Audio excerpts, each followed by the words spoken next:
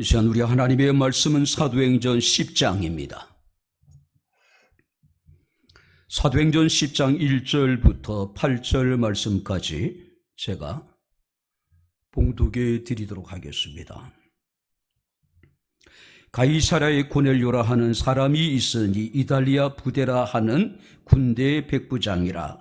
그가 경건하여 온 지방과 더불어 하나님을 경외하며 백성을 많이 구제하고 하나님께 항상 기도하더니 하루는 제9시쯤 되어 환상 중에 밝히 보매 하나님의 사자가 들어와 이르되 고넬료야 하니 고넬료가 주목하여 보고 두려워 이르되 주여 무슨 일이니까?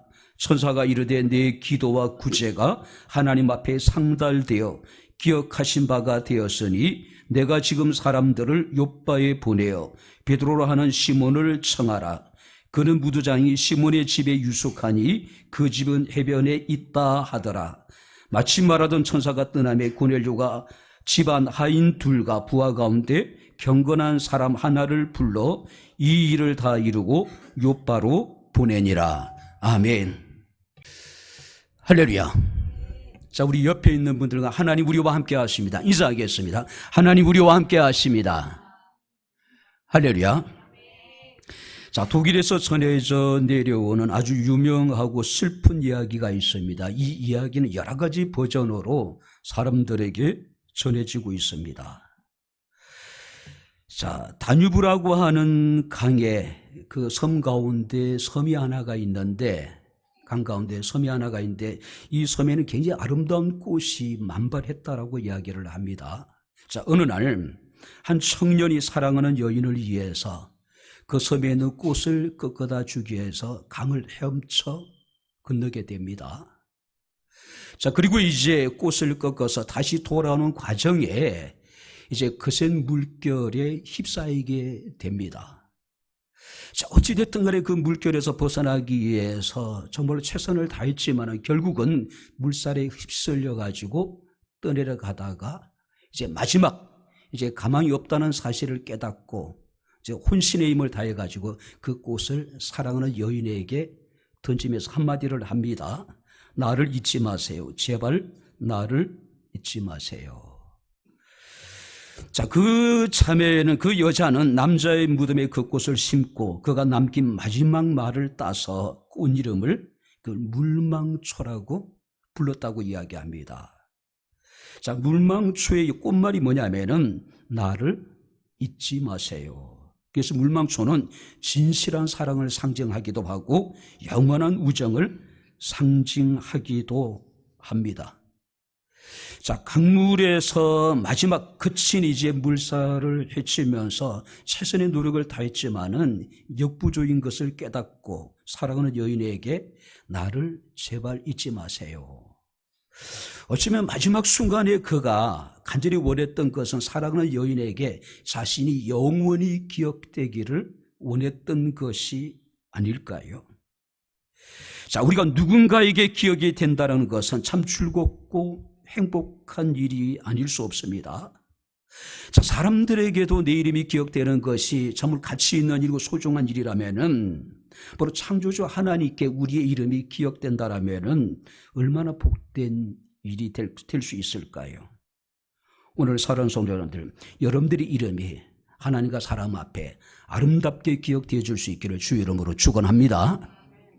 제가 새벽마다 기도하면서 우리 명예 권사님들을 위해서 이제 늘 같은 기도를 드립니다. 나라와 민족을 위해서 기도하는 권사로.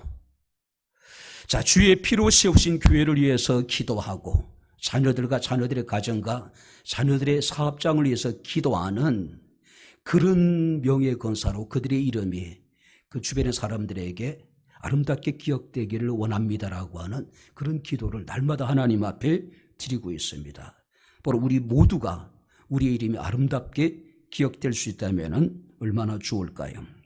자, 오늘 이제 본 말씀을 보게 되면은 유대인을 중심으로 전파되던 복음이 본격적으로 이방인들에게 전달되는 대전환을 이루는 사건이 기록되어져 있습니다. 자, 의사였던 누가가 고넬료의 회심 사건을 기록했다라고 하는 것은 땅끝까지 복음이 전파될 여건이 마련되어졌다는 것을 우리에게 보여주고 있습니다. 자, 이제 이 고넬료는 어느 지역에 있냐면 가이사랴라고 하는 지역에 여러분들이 주둔하고 있는 로마 군대의 백부장입니다. 자, 당시 가이사랴에는 1000명 정도의 로마 군대가 주둔하고 있었다라고 이야기합니다. 그 중에 고넬료는 100명의 군사를 거느린 지휘관이었습니다. 다 그런 건 아닌데 당시 로마 군대의 백부장은요, 로마 군대의 어떤 핵심적인 그런 중추적인 역할을 했다라고 이야기를 합니다. 문제는 대부분의 지휘관들의 인격이 형편이 없었다는 것이죠. 거칠고 상당히 이제 그런 그 종류의 사람들이 많았다고 이야기합니다. 근데 고넬료는 그렇지 않았던 것 같습니다. 자, 성경에서는 그의 가문이나 그의 환경에 관한 기록이 전무합니다. 근데 대부분의 많은 학자들은 이 고넬료에 대해서 아마 그는 주 1세기경에 로마가 그 대대적인 노예들을 해방하는 그런 조치를 취하게 됩니다.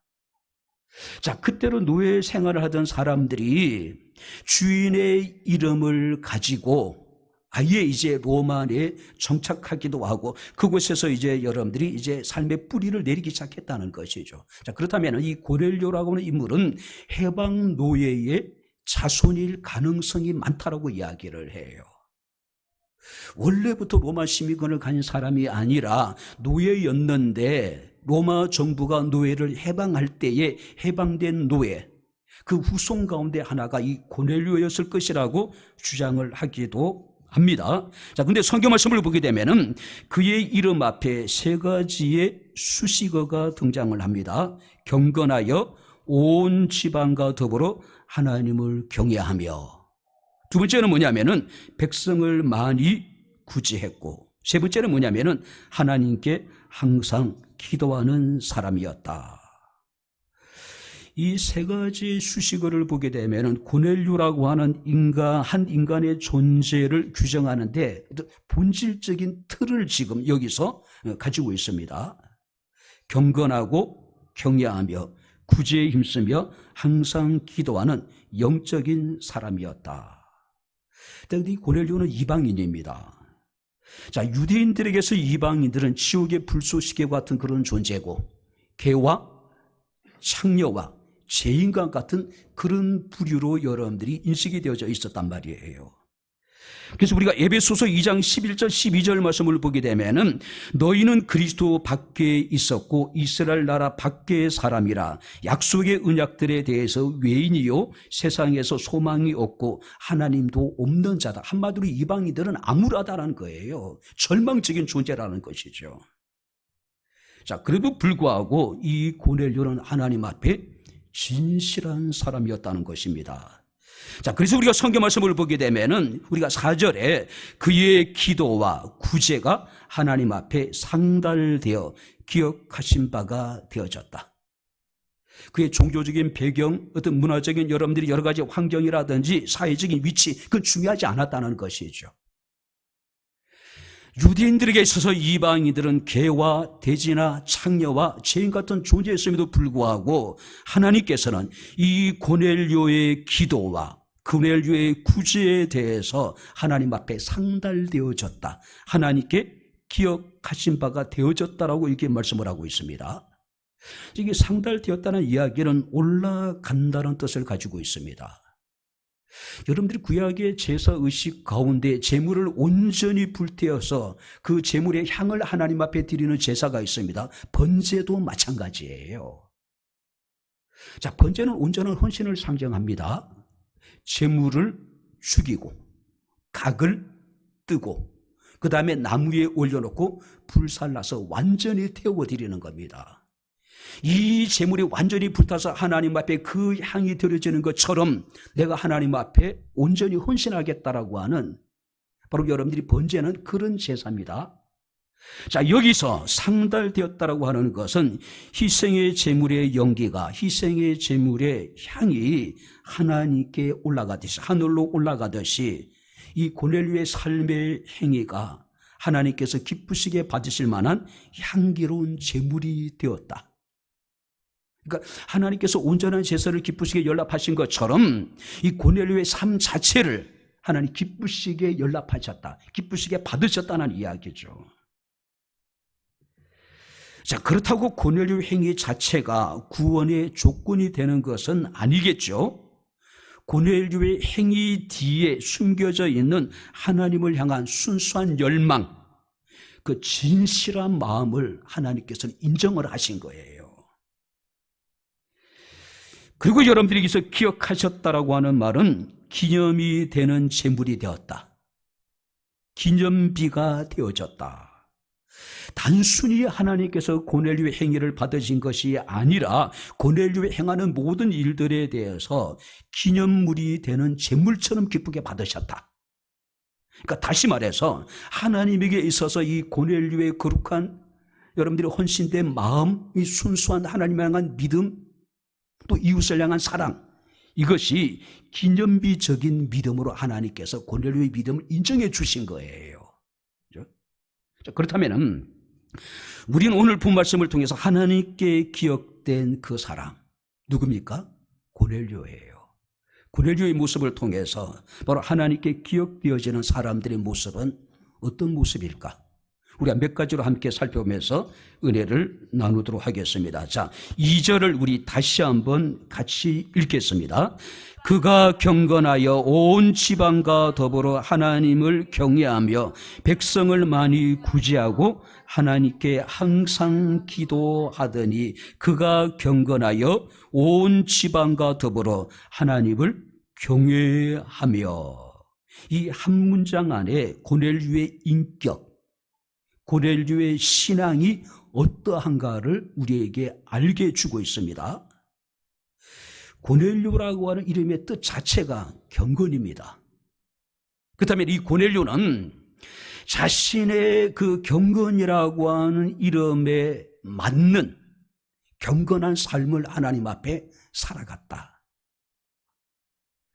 제가 자주 여러분들에게 소개를 했던 기억이 나는데, 우리 청년 때 우리를 지도하셨던 그땐 전도사님이셨죠.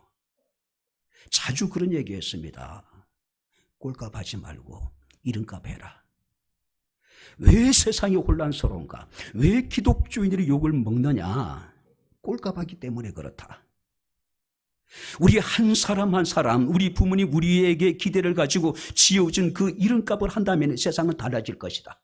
그리스도인이 그리스도인으로서의 합당한 삶을 살다면은 세상은 달라질 것이라고 하는 그런 얘기를 자주 하셨던 기억이 납니다.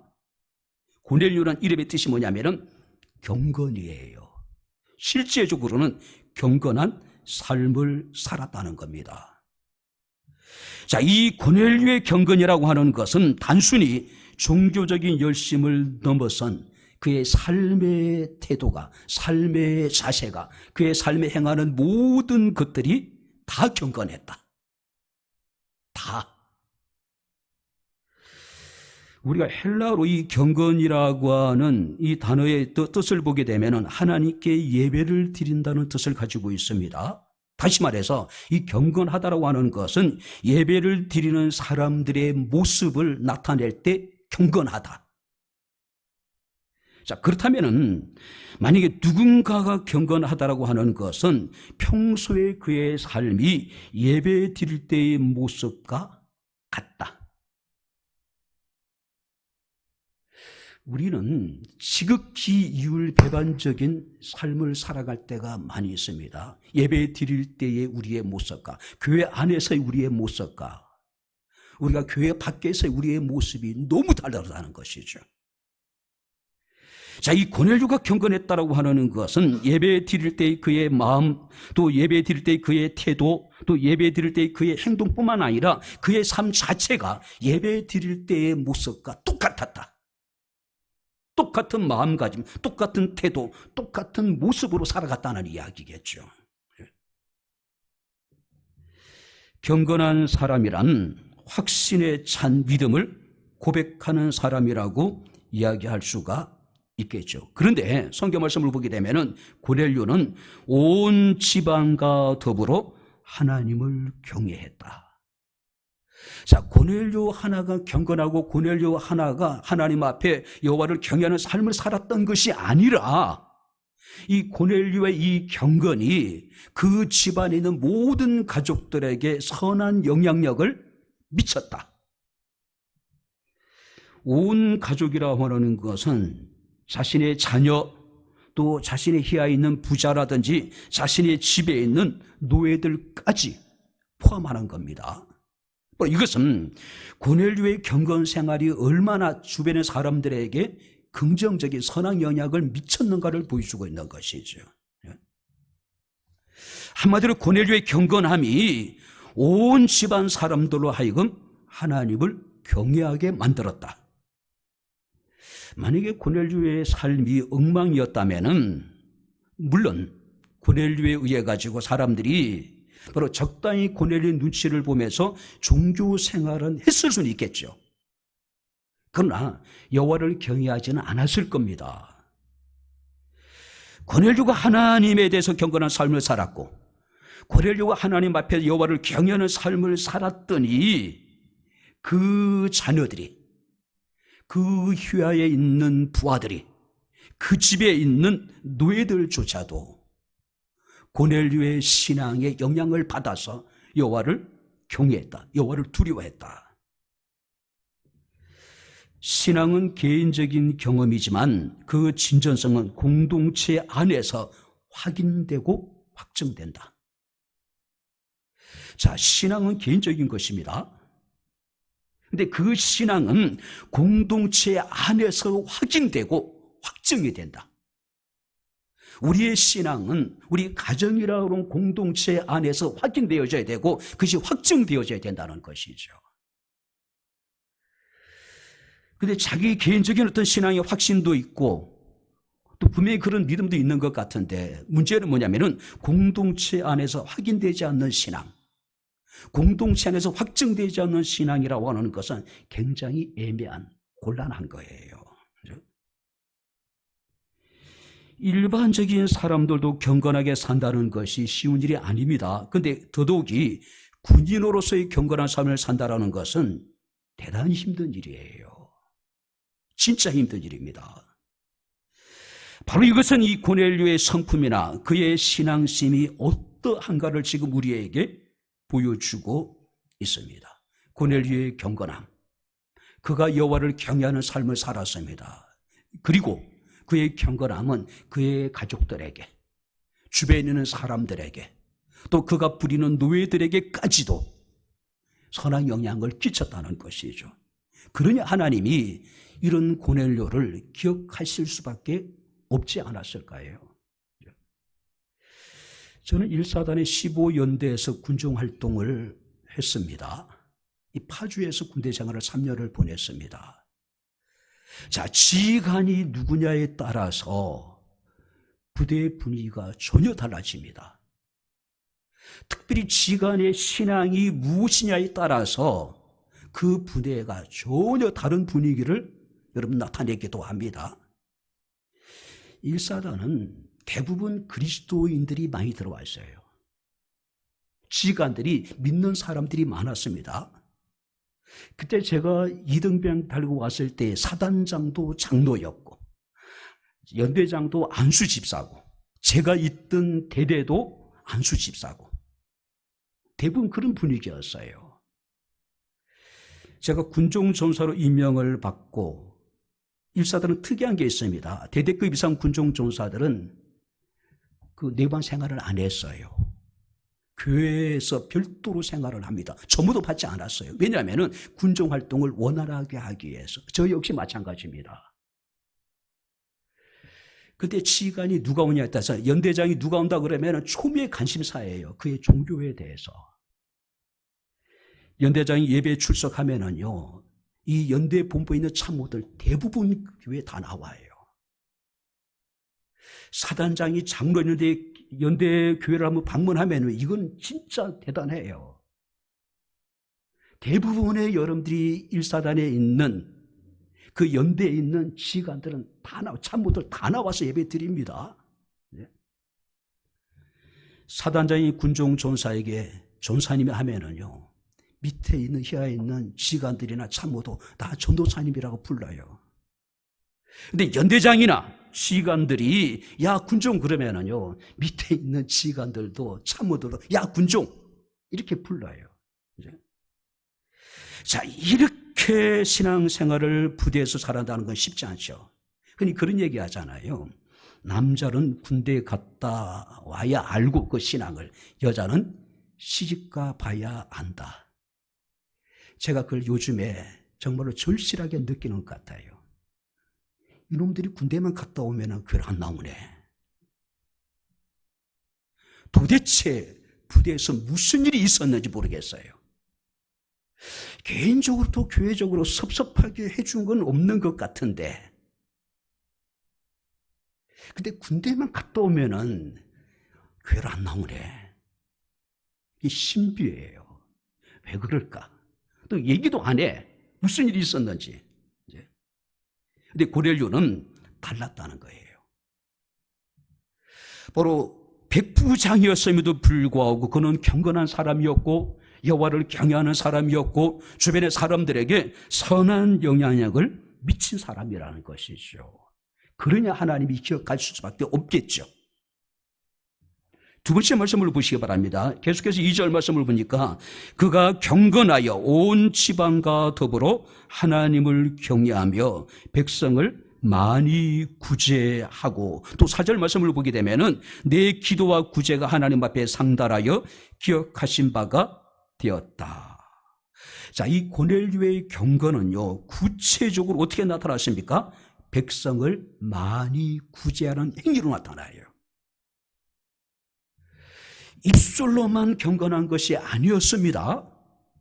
이 고넬료의 경건은 실제적인 삶을 통해서 나타났어요. 확인되어지고 확정되어졌습니다. 그게 뭐예요? 백성을 많이 구제했다. 구제라고 하는 의미는 자비를 베풀다, 동정심을 베풀다, 긍휼히 여긴다는 그런 뜻을 가지고 있습니다. 그런데 단순히 구제 행위 자체를 가리키는 것이 아니라 구제 행위를 동반하는, 구제 행위를 수반하는 자비로운 마음이 구제예요.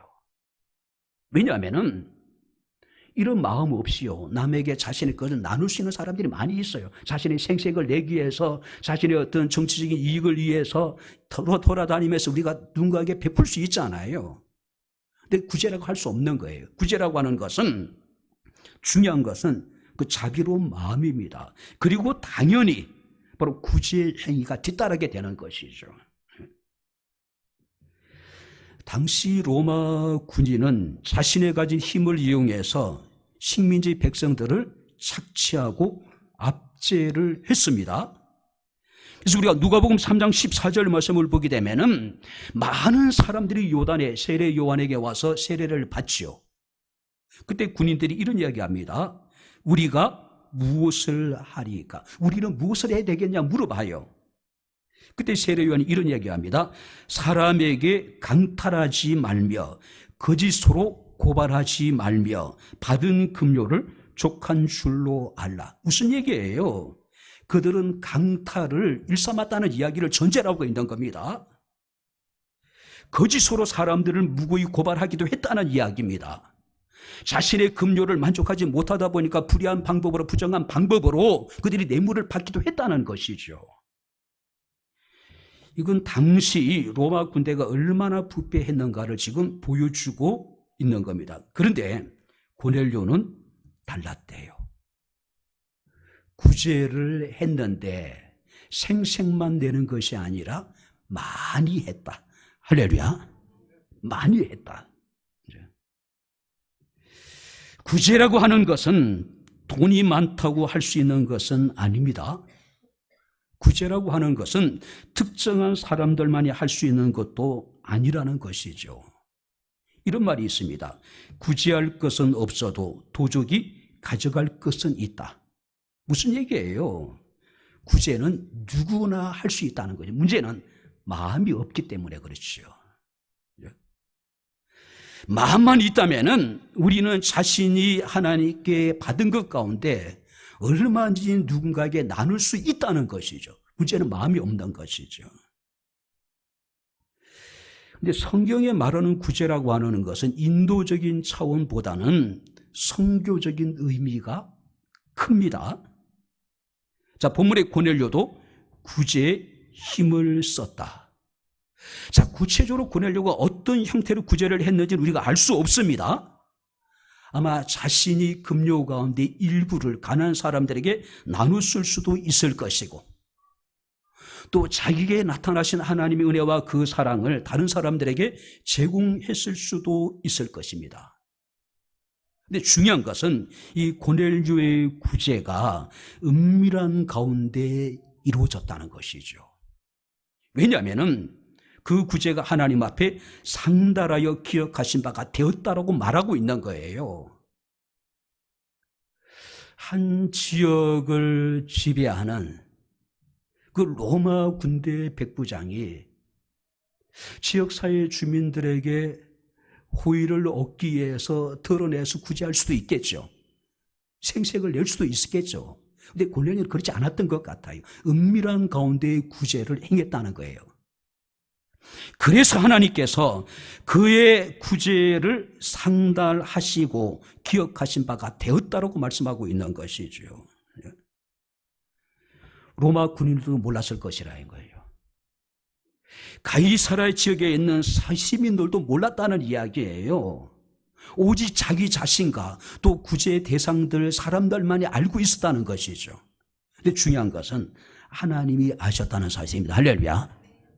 아무도 몰랐는데 하나님이 아시고 그 구제를 하나님께서 기쁘시게 받으시고 하나님께서 고넬료가 행한 모든 일들을 다 기억하셨다. 다 기억하셨다. 예. 투르게네프라고 하는 사람이 쓴 신사와 거지라고 하는 작품이 있습니다. 한 신사가 산책을 하는 중에 거지를 만나게 됩니다. 그 거지를 불쌍히 여긴 이 신사가 그러니까 뭔가 이제 적선을 하기 위해서 주머니에 지갑을 찾았는데 그날따라 지갑을 가지고 나오지 않았어요. 보통 이런 상황이 되면 우리는 어떻습니까? 그냥 애써서 외면해버리고 지나가 버리겠죠. 근데 이 신사는 도저히 그냥 지나갈 수가 없었습니다. 그래서 다른 주머니에 손을 넣었음에도 불구하고 주머니에는 텅텅 비어 있어요. 자, 이 신사는 꼭 돈이 아니더라도 손에 잡히는 그 무엇이라도 있다면 그것을 나눠주고 싶은 거예요. 주머니 아무것도 없습니다. 그래서 신사는 그 자리에 서가지고 주머니란 주머니는 다 뒤져봐요. 근데 이 거지에게 줄 만한 아무것도 없어요. 그때 어쩔 수 없이 이 신사는 거지의 손을 꼭 잡으면서 이런 이야기를 합니다. 미안합니다. 아무것도 드릴 수 있는 것이 없습니다. 그때 거지가 그런 이야기를 합니다. 아닙니다, 선생님. 난 이미 선생님으로부터 많은 것을 받았습니다. 받은 게 하나도 없잖아요. 근데 이 거지는 그 신사에게 이미 많은 것을 받았다라고 이야기를 합니다. 뭘 받았을까요? 사랑입니다. 사랑이에요. 차별하지 않고 지속적으로 반복적으로 무엇인가를 주기 위해서 자신의 주머니를 뒤지고 있는 그 신사를 보면서 이 거지는 이미 당신으로부터 많은 것을 받았다라고 이야기하는 겁니다. 그 사랑이 그 거지의 마음을 감동시킨 것이죠. 백부장의 신분, 지금으로 이야기하면은 아마 경찰서장 정도 되지 않을까요? 중대장이라 생각하기는 당시 군대 편제로 보면은 좀 약하고 대대장이나 아마 경찰서장 정도 되지 않았을까요? 아마 경제적으로 그렇게 넉넉하진 않았던 것 같습니다. 물론 부정한 방법으로 뇌물을 받거나 착취를 한다면은 달라지겠죠. 그런데 그는 경건한 사람이었습니다. 하나님을 경외하는 사람이었어요. 그런 부정한 방법이나 뇌물을 받지 않았을 가능성이 많습니다. 그래도 불구하고 그런 백성을 많이 구제했대요. 자, 사도행전의 저자였던 의사 누가는 바로 많이라고 하는 부사를 지금 강조하고 있는 거예요. 단순히 구제한 것이 아니라 많이 했다. 많이 했다. 그것도 로마인을 향한 구제도 아니잖아요. 그죠? 자신의 가까운 지인들에게 자신의 것을 나눈 것도 아니잖아요. 그죠? 자기가 지배하고 있는 그 나라 백성들에게 고넬료는 많이 구제했다. 우리 일제 36년 일정기 때 물론 일본의 지식인들 가운데 또 일본의 변호사들 가운데 조선인들을 변호하는 사람이 일부가 있긴 있었어요. 그런데 대부분의 일본의 사람들은 헌병대도 마찬가지고 일본 경찰들 순사들도 마찬가지고 어땠습니까? 조선인들을 오직 압제의 대상으로 착취의 대상으로만 여겼잖아요. 그죠? 일본의 고위 관료가 일본의 고위 장교들이 뭐 조선인들을 위해서 뭔가 이렇게 무슨 일을 했다 그런 기록은 별로 없습니다. 그런데 고넬료는 그렇지 않았다는 것이죠. 유대인들을 그것도 이방인들을 개와 돼지나 창녀나 죄인 취급하고 있는 자신을 벌레보듯이 바라보고 있는 그 유대인들에게 구제를 베풀었대요. 또 많이. 긍휼히 여기는 마음으로 작은 것이지만은 그는 사랑을 나눴다는 이야기입니다. 그러니 그의 이름이 하나님 앞에 아름답게 기억될 수밖에 없는 것이죠. 야고보서 1장 27절 말씀을 보게 되면은 하나님 아버지 앞에서 정결하고 더러움이 없는 경건은 하나님 앞에서 정결하고 더러움이 없는 경건은 고아와 가부를 그 환난 중에 돌아보고 또 자기를 지켜 세속에 물들지 아니하는 것이라고 말씀을 하고 있습니다. 우리 교회는 어쩌면은 나눔과 섬김과 구제에 저는 목숨을 건 교회라고 생각되어졌으면 좋겠어요. 사람 그렇게 인식이 되어졌으면 좋겠어요. 누군가가 백향목교회를 생각할 때마다 백향목교회는 정말로 구제하고 선교하고 이런 일에 열심을 가진 교회, 힘에 지나도록 최선을 다하는 교회, 그런 교회로 기억되어졌으면 좋겠어요.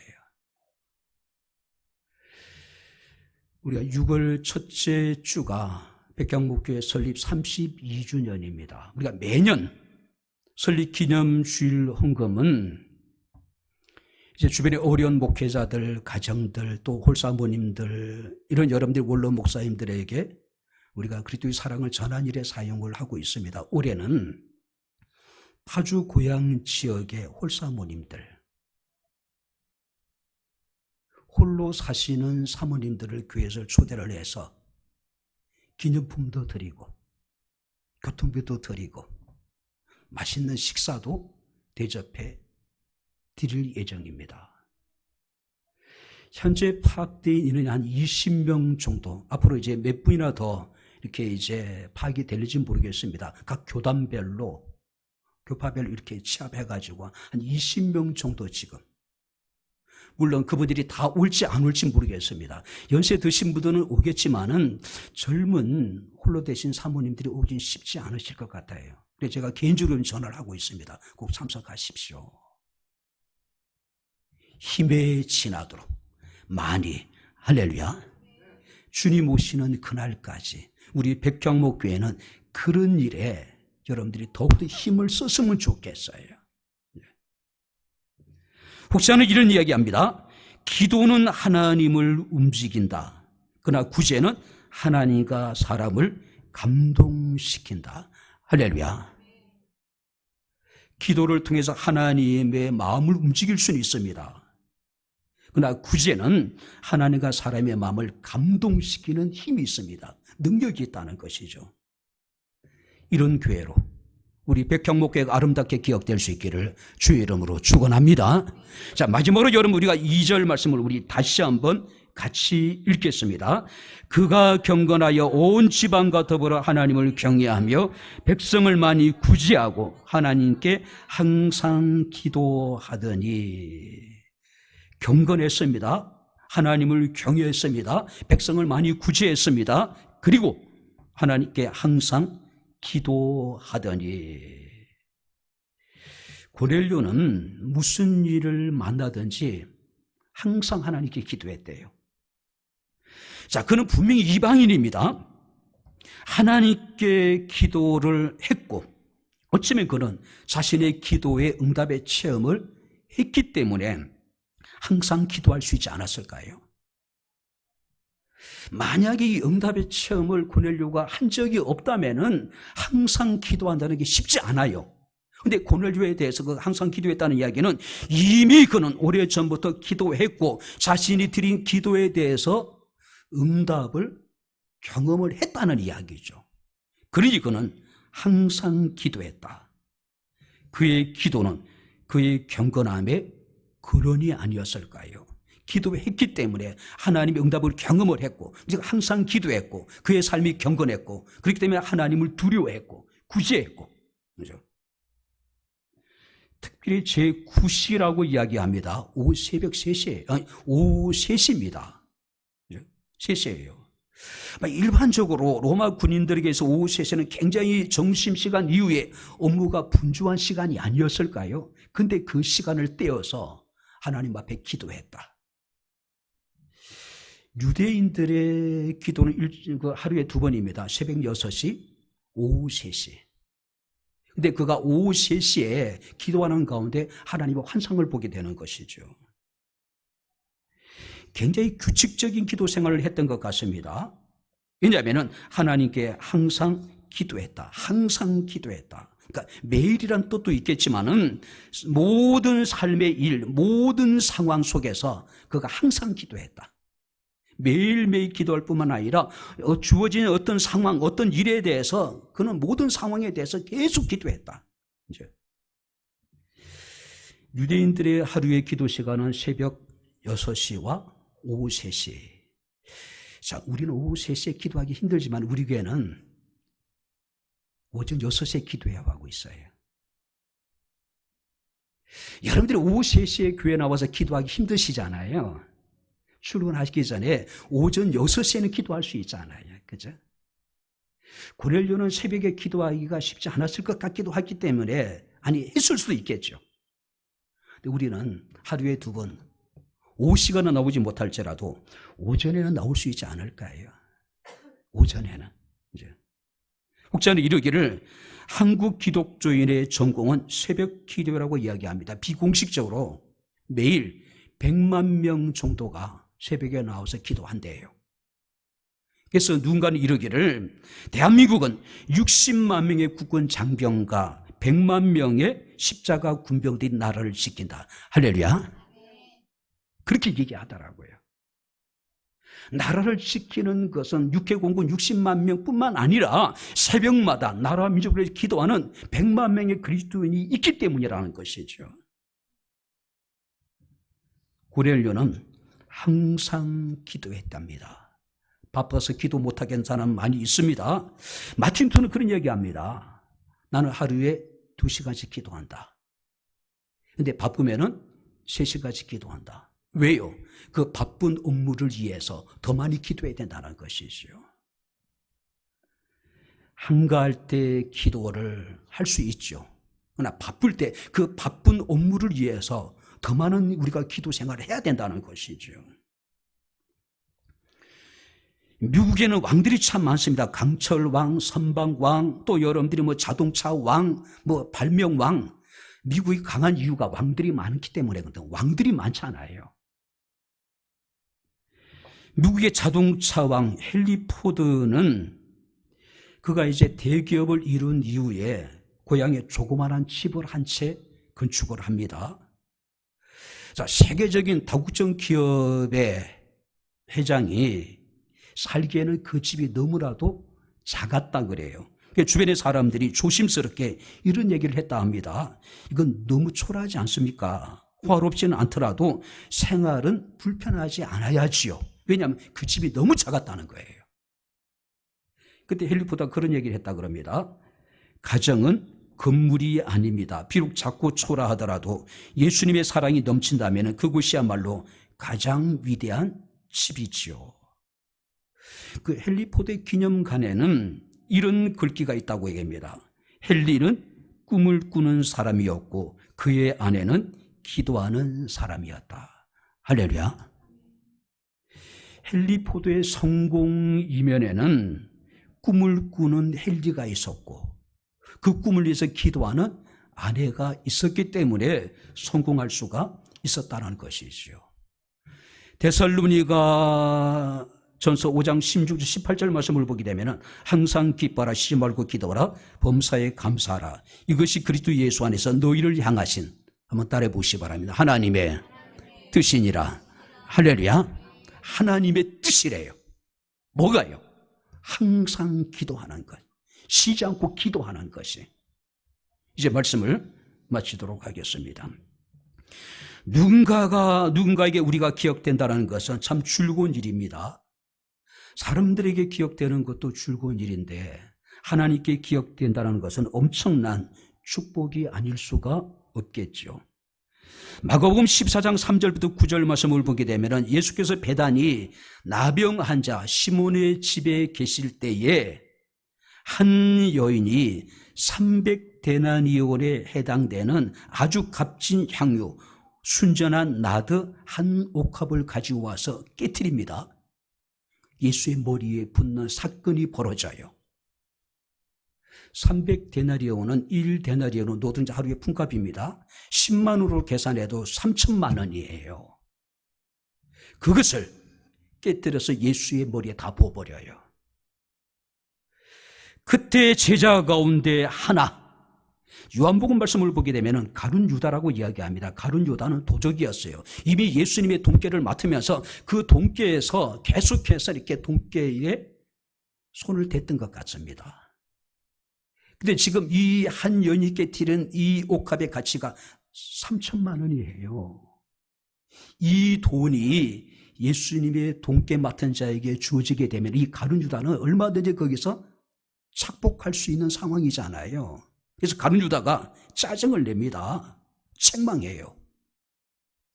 아치웠겠죠. 그죠? 아치웠을 거예요. 그때 예수께서 이러시기를 가만두라. 그가 내게 좋은 일을 하였다. 온 천하에 어디서든지 복음이 전파되는 곳에서는 이 여자가 행한 일도 말하여 그를 기억하리라. 300데나리온의 옥합을 깨뜨려서 예수의 장례를 준비했던 한 여인의 거룩한 헌신에 대해서 주님께서 말씀하시기를 내게 좋은 일을 했다. 복음이 전파되는 그 어느 곳에든지 이 여인이 행한 일이 함께 전파될 것이고 사람들을 그를 기억하게 될 것이다. 그를 기념하게 될 것이다. 주님이 기억하시면은 족하지 않을까요? 내가 살아온 날들, 그 날들이 결코 녹록지 않을 수 있습니다. 우리 어머니들이 자주 했던 얘기가 뭡니까? 내 살아온 삶을 소설을 쓰면 몇 권을 쓰고도 모자란다. 그러니까 답답한 자신의 속내를 드러내는 거 알아주지 않는다고. 그죠? 하나님은 기억하실 것이고, 할렐루야. 하나님은 알아주신다는 것이죠. 경건한 사람 고넬료입니다.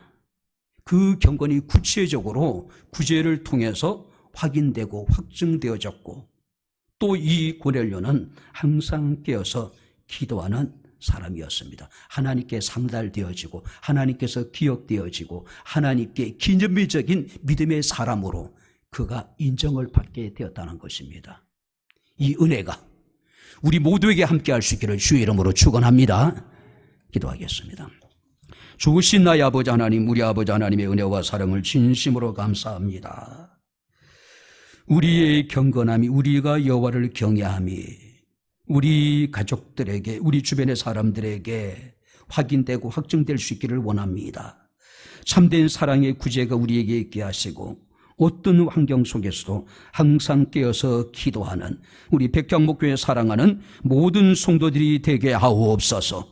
하나님께서 기억하시고 하나님께 기념되어지고 하나님께 기념비적인 믿음의 사람으로 우리 백향목교회 성도들이 인정을 받게 하옵소서. 예수님 이름으로 기도하옵나이다. 아멘.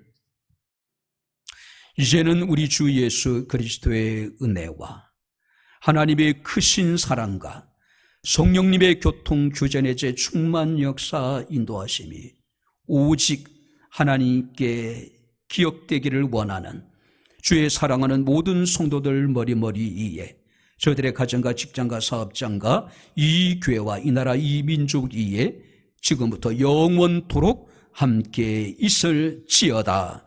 아멘.